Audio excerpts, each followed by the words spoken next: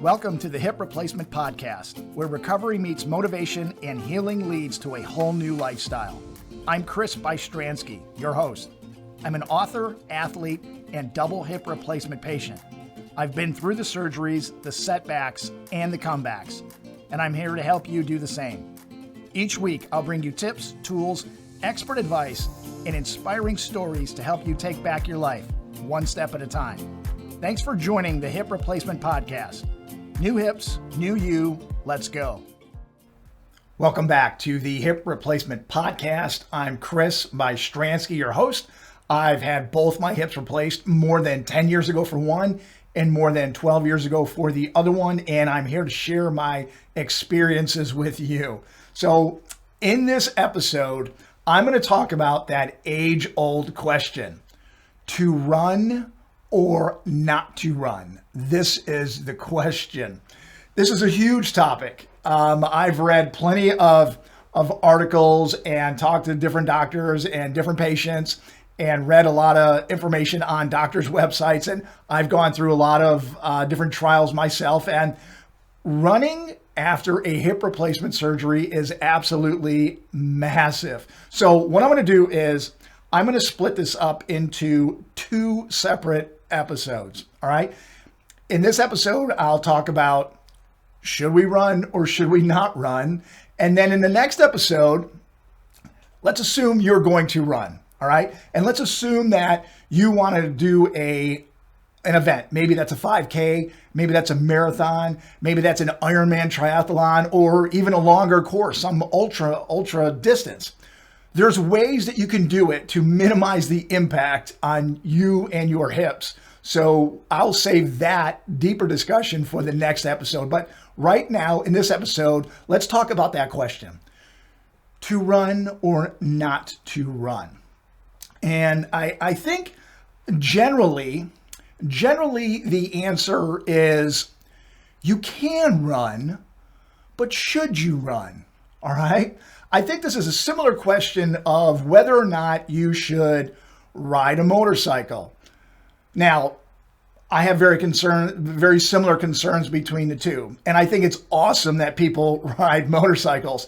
I'm not sure it's right for me though. You know, motorcycle riding is like, to me, is like the old Wild West with horses, you know, where you have cowboys and the law and the outlaws. It's just a cool concept, I think, to either be on a horse or to be on a motorcycle.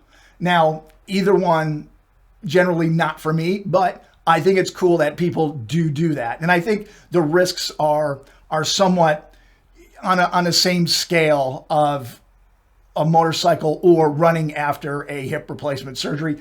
Everyone's got to make their own decision. But I think generally you could run after a hip replacement surgery, but should you, right? So let's think about this as a sliding scale.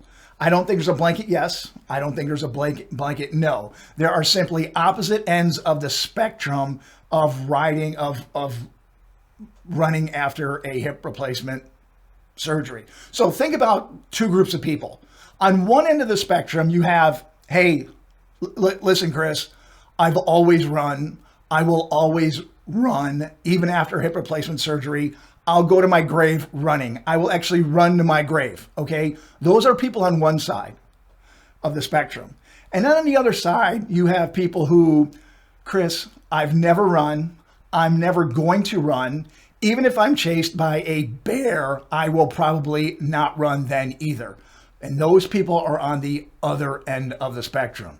Now, the rest of us are somewhere in the middle, and we have a lot of things to consider when determining whether or not running is right for us. You know, it's definitely a personal decision. If you asked 50 different doctors, you will probably have some type of split of yes, no, maybe, it depends. I'm in that depends group. I know I'm not a doctor, but after all my experience and everything I've absorbed on this topic, I'm kind of on it depends. And some of the things that I would consider, and I suggest you consider before determining whether or not running is right for you after a hip replacement surgery is, what is your history of running? Have you always run? Are you a proficient a runner and just want to get back? Is it your escape from life, from all the other distractions in life, and this is where you go to find peace? That's important. That's an important consideration. Another consideration is, how much do you weigh?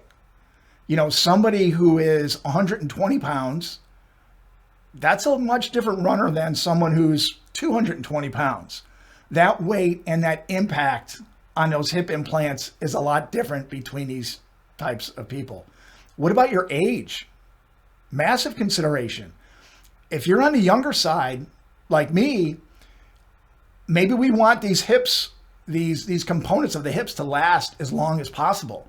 But if you're older, 70s, 80s, maybe you couldn't care less about the components because you're going to stop running one way or another before the hip components wear out anyway. So, age is important. Also, what does the running mean to you? What do the people that run with you mean to you? Are these your kind of people? Is that your support group? Is this where you feel the most alive? These are important considerations. If stopping running or not running after a hip replacement surgery completely reduces your quality of life, well then that's an important issue. Maybe the whole reason you went to go get a hip replacement is to return to that quality of life and run. And it doesn't even matter what it looks like to you. You just want to get back out there running. This is a major consideration. So, and finally, another thing that I would think would be a major consideration is what other options are available to you in lieu of running. Maybe you could take running or not running or walking or not, but you don't know what else to do. Well, there's a lot of other things you could possibly do, whether that's cycling or swimming or walking, or there's a host of other activities where you can find that community, where you can get that rush of adrenaline. So, if you're thinking that running is what you have to do to really feel alive and feel that adrenaline or feel like you want to feel, maybe there's other options available. So, a lot of things to consider on this sliding scale of to run or not to run. All right. So, why would people want to run in the first place? I used to run quite a bit in my teens and 20s and early 30s before the hip pain set in. And I tell you what, I loved it. I used to go run in the mornings through like a wooded area, a mile out and a mile back. And I tell you what, I absolutely loved it. I love the air flowing past my face. I just love the feeling of moving and moving quick. So just that feeling of running was one of the reasons I ran in the first place. And of course, it improved my health at the time. I don't know if it had anything to do with my hips going bad, but I felt I was getting healthier by running. So I love that. It was also, I was used to running. It was just something that I would hope that I would be able to do for the rest of my life. And unfortunately, I don't run as much, obviously, now as I used to. I'll still go run once in a while, but I have other options that I've turned to. A lot of people run also for the sense of fulfillment or the freedom that they get from running. Yeah, it's great to just go out and feel that air go by you, or to cover some distance, or to feel healthier, or to go sweat, or to get that rush of adrenaline and just feeling of excellence in running.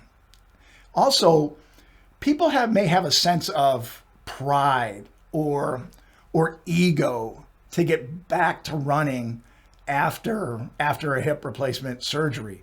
So, and this might be the worst reason to get back to running, is a sense of ego or pride of, I'm not as injured, or I can get back to doing whatever I want to do. That's right to a certain extent, I think. But let the running come to you as an escape or as the right thing for you, rather than a sense of pride or ego, because you do have alternatives that are less impactful to your hips. So, whether it's the health or it's just something that you get from running, a sense of fulfillment, those are great reasons to run in the first place, and maybe reasons to return to running. But let's not let pride or ego push us to run when maybe there's other options that would suit us better. Now, on the flip side, why not to run? Well, the wear and tear on the hips is pretty significant. No one really knows exactly how long you can run and the rate of the wear and tear on the hips. Everyone's going to be different. The materials are different. Each body is different, but there's certainly some wear and tear on the hip. So on the hip components. So maybe running is a reason why not to run. Also, there may be other injuries or issues in the body that would prevent somebody from running. So, if you have one leg that is a different length, then if you're running and you have this uneven gait, it may cause other issues in your legs or in your back. So those are other things to consider. Another thing to think about, and maybe why running isn't the best, is, what are you trying to accomplish? Are you close to reaching a bucket list item for yourself? Maybe you've run 46 marathons in 46 different states and you only have 4 more to go and you really want to do that. Okay, that's compelling. Maybe it was running was something that you spent your childhood or earlier life running with a family member or a great friend, and it is really where you find your peace. Okay, that's a compelling reason to try to run after hip replacement. But if you've been on a fence of, well, I could run or I couldn't, or I'm going to run because I've always run and I really don't have a compelling reason, maybe that is a signal that running isn't really the best thing for you if you really don't have a massive why, a massive reason as to why you want to keep running and possibly causing some damage to those hip components. I'm not saying it's going to cause damage. I'm not saying it's going to cause damage quickly, but there's a good likelihood that the components will wear out faster or something else could go wrong that may be the result of running. So think about, why you want to run. Think about the benefits it's going to get, and then think about the negatives. All right. Another consideration is, what are your alternatives to running?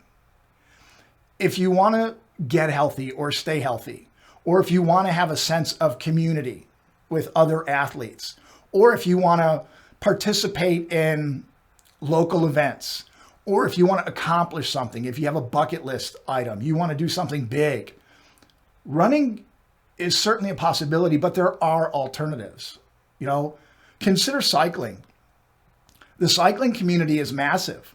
I called it, when I first realized how many cyclists there were and how big cycling events were, I thought that, this really seems like a secret community or a closet community, because my first event as a cyclist many, many years ago, me and some friends were driving to the start of a race at about 5:45 in the morning, and the road on the highway was backed up for miles as people were exiting the highway, thousands and thousands of cyclists were going to the start of this event. I never knew that kind of community existed until I saw it. And when you show up to a large cycling event, to me, it's more electric than any running event that I've been a part of. All right. I'm not bashing running events. I'm not saying cycling events are better or worse or what. I'm just saying it's more electric because people come together and they're going to cover a long distance, and typically cyclists don't show up by themselves. So there's just a built-in community already. Similar to running, just for me, more electric. All right. Plus, I think the food's better in cycling events because you're going to go farther, you're going to eat more and drink more. So I think that the party in cycling events is better than the party in running events. Okay. So consider cycling. Also, swimming. Now, I know people may think that, you know what, Chris, I'm not a swimmer. And even if I were a swimmer, you're kind of in the pool by yourself with your face down in the water. How can it be a community? How can you really meet people?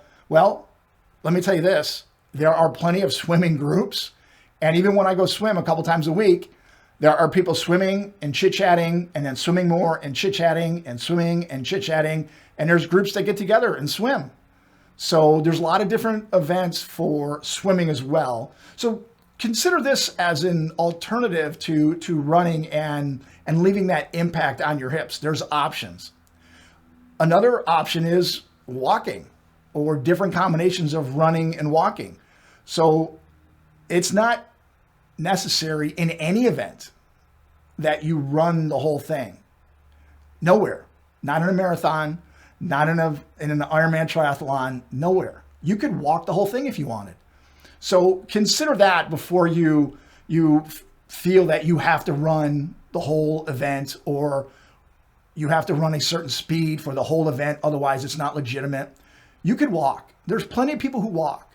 There's plenty of communities of walkers who are fit and active who just prefer to walk than run. So that's definitely an option. So, don't let the lack of running control your life, or running is not your sole identity. You have other things that you can do, and you are more than a runner. You are a person who's capable of a lot of different things, and running was just one thing that you used to do, and you may do a little bit later. All right. So let's consider that you've decided you're going to run. I've decided I'm going to run once in a while. So I'm in that camp. I'm not a always. I'm not a never. I'm in the middle, but I'm more of a little bit. I'm going to run once in a while. And here's what I recommend if you're going to run. All right. Just a couple ways to reduce the impact. All right. Number one, avoid concrete and run on grass or gravel or something similar, which is softer. That is less impact. Even when I go out for a walk in my neighborhood, I don't walk on the sidewalks. I walk on the street. Now the street's wide enough. There's not a lot of traffic. It's safe. The reason I walk on the street is because the asphalt is softer than the concrete on the sidewalks. I know I get some strange looks once in a while, but I got to tell you, over the years I've been walking in the street, it's gone from me being the only person to walk in the street to me seeing more and more people walking in the street. So I'm starting to get some company in that approach because it's softer. All right. Number two, plan your events. So if you're someone who normally runs on the concrete or wants to run a 5K charity run or a half marathon or a marathon, consider trail runs. If you think that the road running is big and the only option out there, like marathons through the city or what have you, look into trail runs or cross-country runs. There's a huge community of that all over the country too.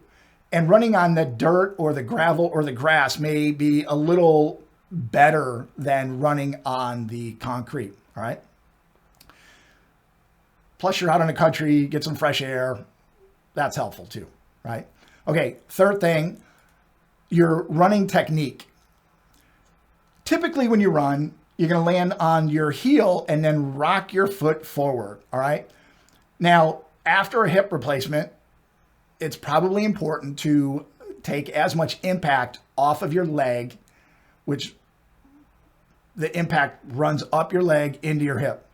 If you could land on the ball of your foot, all right, much the way a sprinter would, but you don't have to sprint to do this, you can reduce the impact going up into the leg and into your hip. So just consider a slight change to your technique. Land on the ball of your foot, which is the front half of your foot, so to speak, rather than the heel of your foot.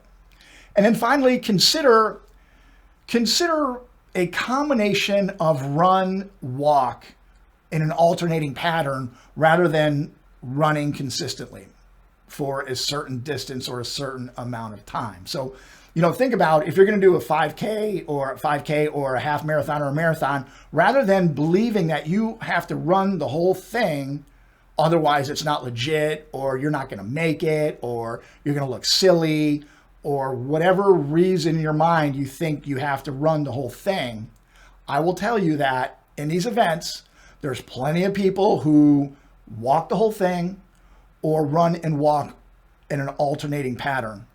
And if you think that it's going to slow you down, nothing can be farther than the truth. Doing a run-walk alternating pattern may actually speed you up. And I'll get into that in part 2 of this walking and running series of episodes. So I hope that's helpful. The question of to run or not to run. Very important, very personal question for everybody. The answers from the doctors and from experts, so to speak, or physical therapists are all over the place. For me, I would rather run just a smidge rather than run all the time or not run at all. And I think there's a time and a place and a method to run and get that benefit of running or that feeling of freedom that comes from running. But also know there's alternatives that I did mention. So I hope this was helpful, and I can't wait to go into next episode. I've got some interesting stories and some interesting information for you about how to just flat out walk faster or flat out cover more distance in less time with the least amount of impact on your hips.